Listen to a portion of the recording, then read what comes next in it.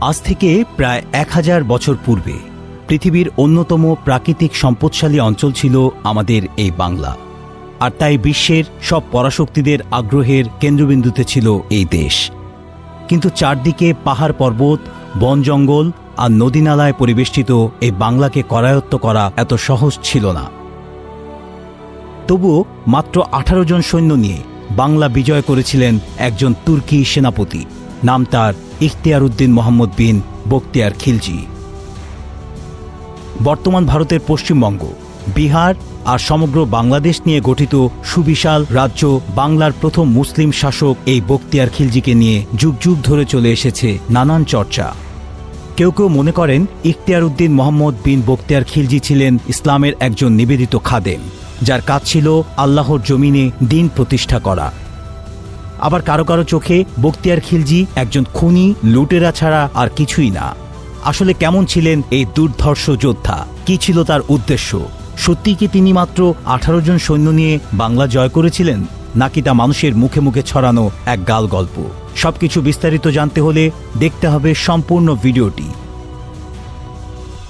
বাংলাদেশ থেকে 3168 কিলোমিটার দূরে অবস্থিত আফগানিস্তানের হেলমান্দ নামক একটি প্রদেশ আছে, যা এককালে গরমশির নামে পরিচিত ছিল।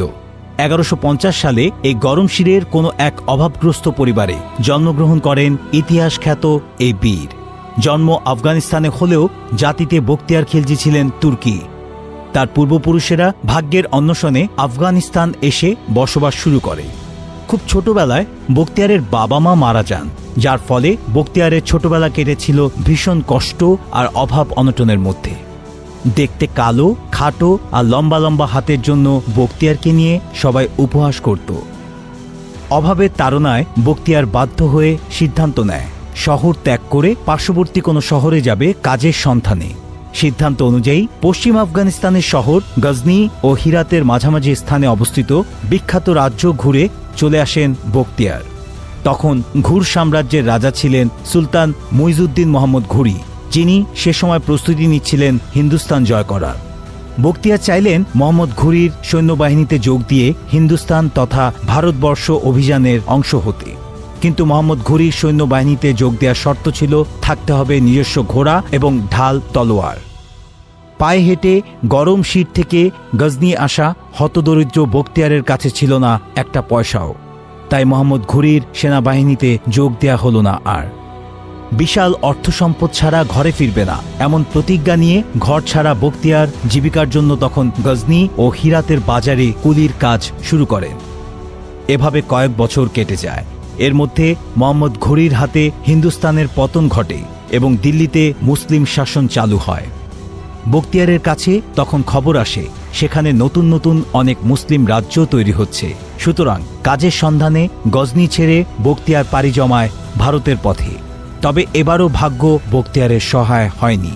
শুধুমাত্র দেখতে অসুন্দর হওয়ায় দিল্লির শাসক কুতুবউদ্দিন আইবেকের দরবারেই ঢোকার সুযোগ পায়নি বখতিয়ার। দরবারের সিপাহীরা হাসি তামাশা করে তাড়িয়ে দেয় বখতিয়ারকে। ব্যর্থ এবং হতাশায় জর্জরিত বখতিয়ার শেষ চেষ্টা হিসেবে ভারতের আরেক রাজ্য বদায়ুনে গিয়ে হাজির হয়। বদায়ুনের শাসক মালিক হিজবর উদ্দিন দৈনিক বেতনের চুক্তিতে বখতিয়ারকে সৈন্যবাহিনীতে অন্তর্ভুক্ত করেন। বছরের পর বছর ভাগ্যের সাথে লড়াই করে যাওয়া বখতিয়ারের উত্থান শুরু হয় এখান থেকেই। বদায়ুনের সেনাবাহিনীতে বেশ কয়েক বছর কাজ করার পর বখতিয়ারের নাম ও খ্যাতি দুটোই আলোর গতিতে ছড়াতে থাকে ভারতবর্ষ জুড়ে। সম্মুখ যুদ্ধে বখতিয়ারের সাহসিকতা আর বীরত্ব দেখে অযোধ্যা থেকে আরও বড় চাকরির ডাক আসে বখতিয়ারের। বদায়ুনের পাট চুকিয়ে অযোধ্যায় গিয়ে দায়িত্ব পান দুর্গাপুর নামের এক অঞ্চলের নিরাপত্তা রক্ষার। বেশ অল্প দিনেই নিজের যোগ্যতায় বখতিয়ার অযোধ্যার শাসনকর্তা হুসান উদ্দিনের আস্থাভাজন হয়ে ওঠেন। হুসান উদ্দিন বখতিয়ারকে ভিউলি ও ভাগত নামের দুইটি অঞ্চলের জমিদার বানিয়ে দেন। বখতিয়ার তখন অনুধাবন করেন যে ভারতবর্ষ যতটা বড়, সে তুলনায় খুব অল্প কিছু অঞ্চলেই ইসলামের পদার্পণ ঘটেছে। সুতরাং বখতিয়ার খিলজি সিদ্ধান্ত নেন ভারতবর্ষের আনাচে কানাচে ইসলামের বার্তা পৌঁছে দিয়ে সমগ্র ভারতকে ইসলামী শাসনের ছায়াতলে নিয়ে আসবেন। তাই সেই চিন্তা অনুযায়ী বখতিয়ার তার আশেপাশের অঞ্চলে আক্রমণ করতে থাকে। আর বখতিয়ারের এই কর্মকাণ্ডের দিকেই আঙুল তুলে বখতিয়ারকে দস্যু লুটেরা হিসেবে আখ্যায়িত করে একদল মানবতাবাদী, যাদের অভিযোগ শান্তিপূর্ণ রাজ্যগুলোতে আক্রমণ চালিয়ে বখতিয়ার সেসব রাজ্যের শান্তি বিনষ্ট করেছে, হত্যা এবং লুটপাট করেছে।